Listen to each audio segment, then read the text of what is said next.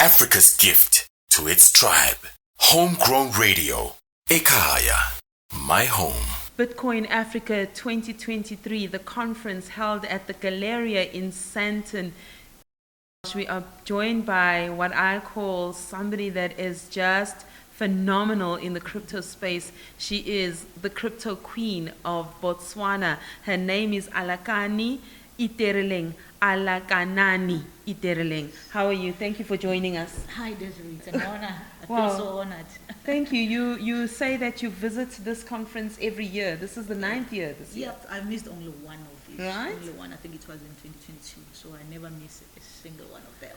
And what are you doing in the crypto space? I'm an educator mostly. Right. So yeah, I think from 2013, I'll say that's when I started doing a lot of Bitcoin meetups, teaching people about Bitcoin, getting people to understand the space. And I would say my duty mostly is to make sure that people are protected and get the proper information of what crypto Proper is. information. I Yes. think let's just lean in so that Yeah. we are as audible as we possibly. Just a slight lean in. So your company is called Satoshi Center. I'm so jealous for that name. I wish that I had thought about that name, Satoshi. Well, I'm not going to ask you why Satoshi, because Yes. then I have to, why not Satoshi? Yeah. We were having a conversation. Who is Satoshi? Or who are Satoshi? It's a group of, it's a pseudonym. Satoshi Yes. is a pseudonym of the founder of Bitcoin. Do you know who the founder is? For me, I do believe it's a group of people. The reason why I say so is because there's no single person who can be able to be a good writer and be able to if you read the white paper, it's well written, nicely written, with know, right? everything inside in there. And also, I do believe when you start a business, especially in terms of tech, you need people of different skills to make sure that your project is well written or it's well done. So for me, I do believe Satoshi is a group of people. Because it would have required many facets to get the Yes. thing happening. Yeah, and to get it working and to Right. get it working properly, the way Bitcoin is. I think it's if you look at Bitcoin, it's one of the most well established, piece of code that has ever existed. And you would Yeah. have had to have tried it and tested And it and tested tested it, it yeah. and tested it with other people. So you would have had to know other people. Definitely. So at the least, if Satoshi is not that is not that or if he was multi-skilled, at least somebody would have known who they were or who he is. It's a very strong interesting- brotherhood. It's It's an extremely strong brotherhood because codes are broken. I mean, Yes, true. brotherhood codes are usually broken. Yes, So you are yeah. 100% right. Yeah. I usually joke around and say Satoshi is the return of Jesus Christ, at the risk of being annihilated by the By the religions Jews. or everybody. So look where we are. Look what that technology and that protocol has brought us to as a universe. Yeah, I think true. it's such a beautiful thing. There's very few times in the world or in our lifetimes that you come across technology that changes how that we do unites things. people. Wow. Yeah. Yes. Yeah. So I always call it Bitcoin. I always call it a currency of love. A currency of love. Because you find a group of community of people that just care about each other and just care about this technology. It goes just beyond, okay, we've created this solution and that's it. We meet. Yes. Every now and then we just meet and talk about the development that are happening in the space. And so that's why I call it a cryptocurrency of love. Tell me, Yeah. what's your journey? Where do you come? How do you end up in the crypto space? Okay, for me, the journey began in 2012, I would say early 2012. I wasn't looking to become a Bitcoiner or anything. So I was online. I was working then as a teacher. I was online trying to raise as much money as I can to take my son to a doctor in India. He had a heart and lung problem. Okay. So I was like, okay, I'm trying to find ways to raise money for my son. And then I came across this piece of money, but then Bitcoin. I think it was around, if it was not $27 or whatever, at against the Pula. So I was like, okay, let me go through that so that I can raise as much money as I can. I didn't raise any money and I lost my son, but it's okay. Sorry to hear that. But what I'm grateful of out of that is I learned Bitcoin. Then in 2013, I said, okay, let me go back to that thing that I came across called Bitcoin. I think there is something that people can use. I didn't know how. Wow. So, and then I went back, I started learning and reading about Bitcoin. And I did my first meetup of about 10 people, 10 friends. What? It was me, my husband, and a colleague of mine that we were teaching together at Kaburun Senior Secondary School, and I think with her husband also. It was like a group of 10 people. And I said, okay, come on guys, let me talk to you about Bitcoin. And then I said to him, this thing is good price. For me, by then it was about the price. Right. I said the price is like kind of good, so we can all have this Bitcoin thing. So, and then fortunately enough, I put on whatever that I did, I put on YouTube. Right. And then somebody picked it up, and then he contacted me. He said, look, I want to sponsor your meetups. Mm-hmm. That's when now I had the second big meetups of about 60 people. Right. So the journey started from then I started doing all these meetups.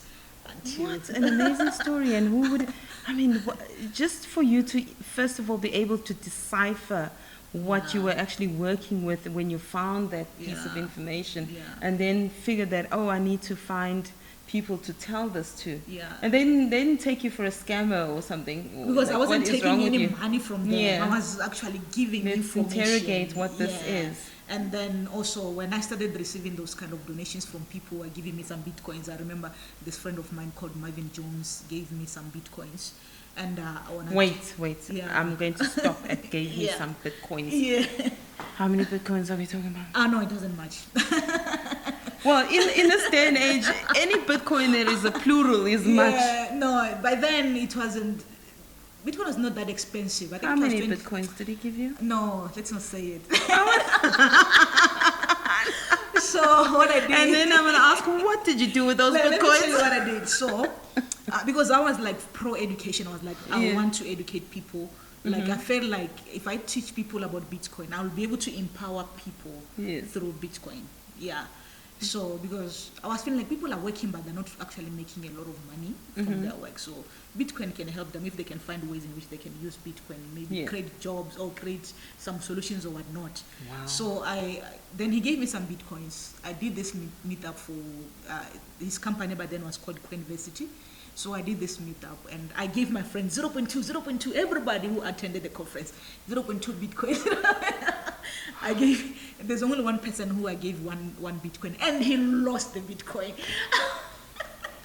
He lost it. But yes, then from there it was like,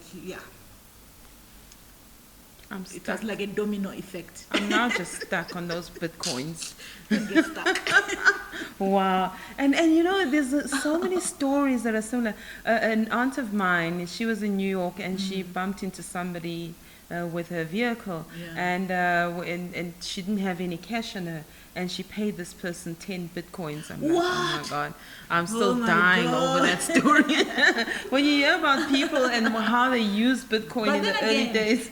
For me, I always say, okay, there was a moment that I received 11 Bitcoins, right? I was building my center. So I'm always grateful. The money then was nothing. Like the 11 Bitcoin was not much. It was something that you can use to buy tables and chairs and whatnot, right? So for me, I'm always like, okay, people right now are fascinated by the value of the current value of what Bitcoin is. But for me, it did not matter then. What mattered was whatever Bitcoin I had, it helped me to create the community that we have today. Wow. To have the community of people who are now builders, who have got, Satoshi Center was, I think it played a really pivotal role in having a group of young people who are now into Bitcoin and creating solutions. Creating solutions. We've got people, working on the blockchain because of people like me and those early OGs who were like really pushing for the education. Yes. We were educators. We were not about making money and getting rich. Now they're kind of, what is happening now, people have shifted from just getting people information, say, okay, Bitcoin can be used as your store value. Yes. Now we are like, man, I need to collect as many Bitcoins as possible. I don't care about the next person. I only care about, let me make as many Bitcoins as possible. So for me, I'm always like, we did play a great role. I have a dream of just finding enthusiastic young people, locking them up with a whole lot of good internet and just saying, play on the blockchain, create products, just do nothing. Or we just pay them to just sit there and learn and, incentivize youngsters to just play there. Because we don't have the time to play on the system. We have our jobs, we have businesses to run. I always see my son, he wakes up in the morning, if it's a weekend, he'll be playing these Roblox games. I'm always like, dude has got so much time on his hands, and he's always playing this thing that does anything for him. Yeah. So imagine if we can have a group of young people, like you say, in a room, and now what they're doing, they're playing this game, and they're earning, and they're helping their parents to pay for electricity. So I was having a 1 hour long WhatsApp conversation with the author of Rich Dad Poor Dad, and he was saying to me, you know what we need to do? We need to get more young people playing these play to earn games. And I said, well, let's do it. Right after June, we need to get young people, because they're already playing on their phones. Yeah. They may as well make money for their parents. And, you know, it's such an equalizer, and it's just such a quick trajectory to just dividing that. You know how the Internet of Things has bridged the technology gap or the information gap. So money or digital currency is a means to actually bridge the financial gap, the wealth gap. Yeah, you talk about DeFi. Yes, absolutely. It's like taking the bank, whatever is happening in the banks that we know, but now we are digitizing that and giving power to the people. Because the bank doesn't give power to the people, it actually takes from the people. But now with the blockchain technology and the DeFis and whatnot, the power is brought back to the people, but with the same concept that are there in banking. Absolutely. Yes. And I look forward to a time where time is actually the currency and not so much the digital asset. So how you spend your time is going to really matter in the future. I'm so excited about your projects, and I would really love for us to actually look at collaborative efforts. And I was just saying, if we don't take anything away from this blockchain conference, and bless Sonia, I mean, bless her heart for putting this thing together. But if we take nothing away from it, at least we must take a collaboration mindset. You know, and totally disrupt the industry through collaboration. Understand, just create a whole collage of who's doing what, and we combine the efforts, combine the collection of support, financial support. Somebody was talking to me yesterday, was saying, are you putting whatever that you are doing on the Satoshi Center on the blockchain? So now that you're talking, think of what you're doing, taking homegrown radio, and then you take whatever that you're doing here, the different interviews, and putting all this on the blockchain. And you know, think of the possibility that will come out of that. Amazing. Yeah, amazing. It's like creating a DAO of information. Absolutely. Yeah, you know, it's possible. And a lot of people's products here are just cutting edge. And if you look 10 years from now, some of them like, oh wow, I remember when we had Josh or the Zappo CEO talking about this amazing bank, or Bybit talking about their platform, or Miss Satoshi Center talking about her platform, and you create an NFT. I just have all these funny dreams about these things. No, they're not funny, they're actually possible. Everything starts with a dream, or it does, right? Start with a seed. You just put it on the ground, you know, and then that's it. So I'm very grateful to Sonia for connecting us, and we're going to do more work together. I know that. And we're going to combine our efforts. Thank you so much. We need to get into those universities. We need to speak to graduates. We need to entice people to actually study data science. Through that. Because I believe Alakanani.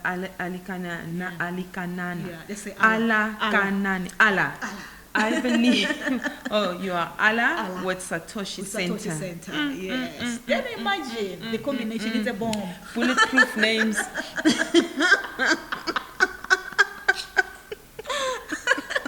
And she knows who Satoshi is. Jeez. So I have this vision where we collaborate and we can create an amazing body of work that can be used in generations to come. Wow. Bring in the climate change, carbon emissions, footprint certificates, knowledge and power. Speak to governments. You know what we need to do? We need to fast track the information, the imparting of information. It starts with that thought that you have. If we can take that thought and put it into action, and then definitely we can be able to achieve anything that we're thinking of. Start with a thought and then grow that thought. How many people have gone through your sessions, youngsters or anybody that cares to know about your work? Because I haven't been only doing the work in Botswana alone. I have done teachings in Uganda, I've done teachings in Kenya, I've done teachings in South Africa. So I don't know. I've done some teachings online, so you can imagine how many people got to know me. So I think a lot of people. Are you doing Twitter Spaces as well? We're talking with Frank, who is now the new CEO of Satoshi Center, doing Twitter Spaces. I haven't done Twitter Spaces.